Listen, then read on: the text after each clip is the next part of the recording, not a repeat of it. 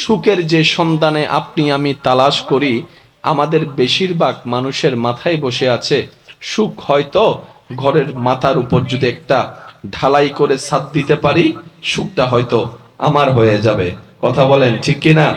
অনেকের ধারণা ছাদ তো দিয়েছি, চতুর্দিকে একটু দেওয়ালটা যদি তুলে দিতে পারি, রুমগুলা যদি একটু বড় করতে পারি, সুখটা হয়তো আমার হবে। এখন এখানের মধ্যে ভিন্নতা আছে। 2 রুমওয়ালা 4 রুমওয়ালাকে দেখে মন খারাপ করে আছে, 4 রুমওয়ালা 3 তলার মানুষের বাসিন্দাকে দেখে মন খারাপ করে আছে। মানুষ যা পায় সেটা নিয়ে শুকরিয়া আমরা করতে জানি না।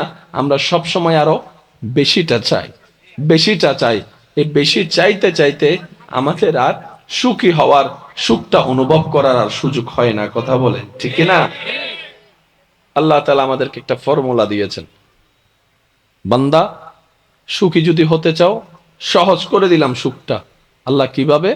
রব বলে যে, যাই পাও, যতটুকুই পাও, যেভাবে পাও, হাসি মুখে আলহামদুলিল্লাহ বলতে থাকো, সুখের ব্যবস্থা আমি রব করেই দিব।